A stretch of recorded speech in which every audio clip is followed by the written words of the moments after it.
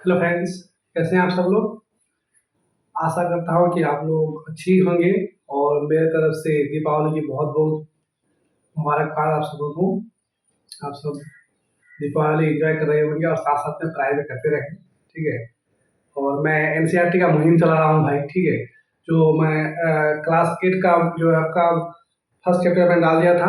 आज मैं second chapter डालने जा रहा हूँ क्लास 8 का, एनसीईआरटी हिस्ट्री का। आप देख सकते हैं ये बुक, इस बुक से हम पढ़ा रहे हैं, ठीक है।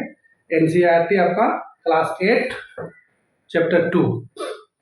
मैं जो भी कंटेंट यहाँ पे लिख रहा हूँ बोर्ड पे, पूरा आपका एनसीईआरटी बेस्ड है। ना एक क्वेश्चन इधर ना एक क्वेश्चन उधर, पूरा आपका एनसीईआरटी का चैप्टर का निचोड़ है। एक भी क्वेश्चन मेरा फालतू डाला हुआ नहीं है, ठीक है। एक भी क्वेश्चन आपका फालतू नहीं है। मैंने मतलब पहला एक वीडियो दिया था तो जिसमें आपका राही भाई जो है कमेंट्स किया था कि मतलब जो एक क्वेश्चन मैं छोड़ दिया था, तो एक क्वेश्चन मैं छोड़ दिया था तो उसका कमेंट्स राही भाई थे। तो राही भाई को मैं दिल से धन्यवाद देना चाहता हूँ। तो जो भी मैं क्वेश्चन छोड़ रहा हूँ भाई, जो भी मेरे भाई मतलब वीडियो देख रहे हैं, तो उसको हमको कमेंट्स के जरिए जरूर बताएंगे इसका आंसर क्या होने वाला है, ठीक है। ये मैं आपका कमेंट्स पढ़ता भी हूँ और उसमें रिप्लाई भी करता हूँ। तो अगर कहीं पे आपको कुछ दिक्कत हो रहा है समझने में कुछ या कुछ ऐसा बात है तो हमको कमेंट्स करके बताएंगे, ठीक है। हम ज़्यादा डिस्कस नहीं करेंगे, सिर्फ आपको क्वेश्चन बताते चलेंगे, क्योंकि एक बार हम सब तो पढ़े हुए हैं, आप लोग सब पढ़े हुए हैं लगभग 1 क्लास से पढ़ते हुए आ रहे हैं। तो ज़्यादा पढ़ने की आपको समझाने की जरूरत नहीं है, आप लोग खुद समझदार हैं। सिर्फ हम थोड़ा रिवाइंड करना चाह रहे हैं कि थोड़ा सा याद हो जाएगा एग्जाम से पहले, तो टीआरई 4 के लिए बहुत ही महत्वपूर्ण होने वाला है। चलिए शुरू करते हैं भाई। देखिए ये आपका कहाँ से उठाया गया है, ये आपको उठाया गया है क्लास 8 के एनसीईआरटी से, ठीक है। ये क्या था क्वेश्चन है ये। चलिए क्या बोला है, कलकत्ता का पुराना नाम क्या था। कलकत्ता का पुराना नाम क्या था। क्या वो केलकटा था, क्या वो कोलकाता था, क्या वो कलकत्ता था। तो पूछा है आपसे कलकत्ता का पुराना नाम, तो कलकत्ता का पुराना नाम क्या था, केल काटा था, ठीक है। इसके बाद क्वेश्चन नंबर 2 में क्या है, नवाब मुर्शिद कुली खान कहाँ के नवाब थे। क्या है, नवाब मुर्शिद कुली खान कहाँ के नवाब थे, कहाँ के नवाब थे।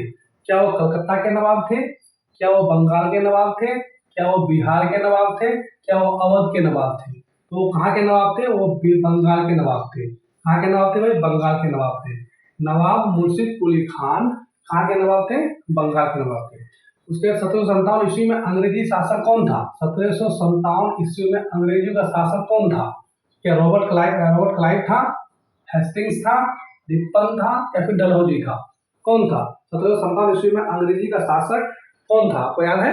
तो कौन हो जाएगा आपका 3 नंबर का आंसर आपका हो जाएगा आपका रॉबर्ट क्लाइव। कौन हो जाएगा, रॉबर्ट क्लाइव। ये 1757 ईस्वी में अंग्रेजी शासक कौन था, रॉबर्ट क्लाइव। बक्सर की लड़ाई कब हुई थी, बहुत ही इंपॉर्टेंट क्वेश्चन है भाई। बक्सर, ये बक्सर है ना, बक्सर, बक्सर की लड़ाई कब हुई थी। तो बक्सर की लड़ाई हुई थी आपका कब, 1754 के अंतर्गत, क्या 1764 के अंतर्गत, क्या 1765 या 1670 कब हुई थी। तो ये हुई थी आपका 1764, यानी बक्सर की लड़ाई कब हुई थी, 1764। बक्सर की लड़ाई कब, 1764, ओके।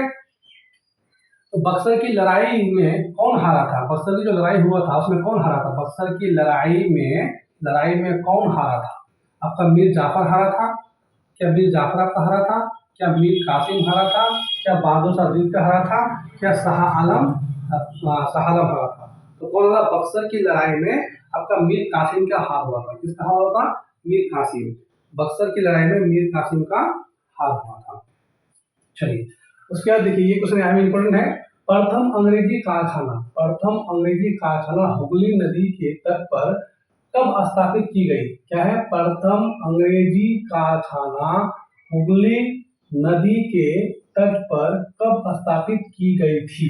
क्या 1651 में की गई थी, क्या 1667 में, क्या 1608 में, क्या 1620 में, कब की गई थी। तो ये 1667 के अंतर्गत, 1667 याद रखेंगे कि प्रथम अंग्रेजी कारखाना आपका कब, 1667, ओके।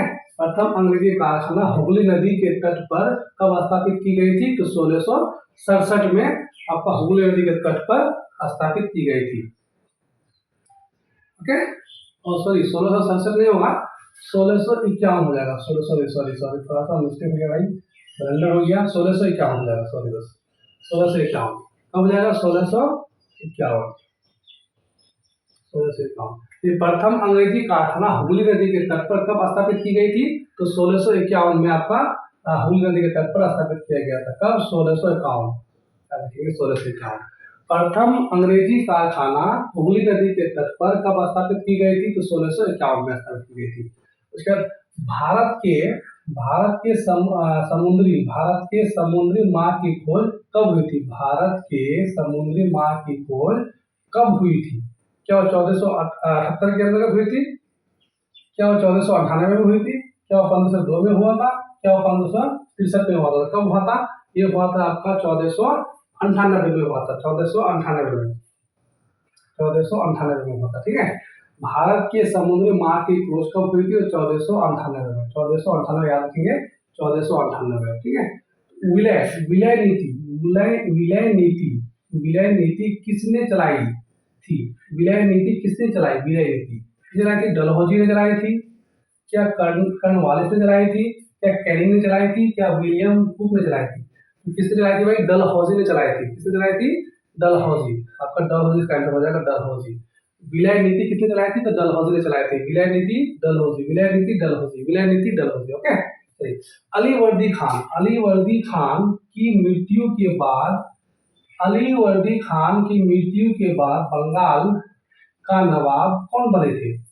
कौन बने थे? औरंगजेब बना था बंगाल का नवाब, सिराजुद्दौला बना था, या मीर कासिम बना था, या रॉबर्ट क्लाइव बना था? इसकी मृत्यु के बाद, अलीवर्दी खान की मृत्यु के बाद, तो अलीवर्दी खान की मृत्यु के बाद कौन बना था?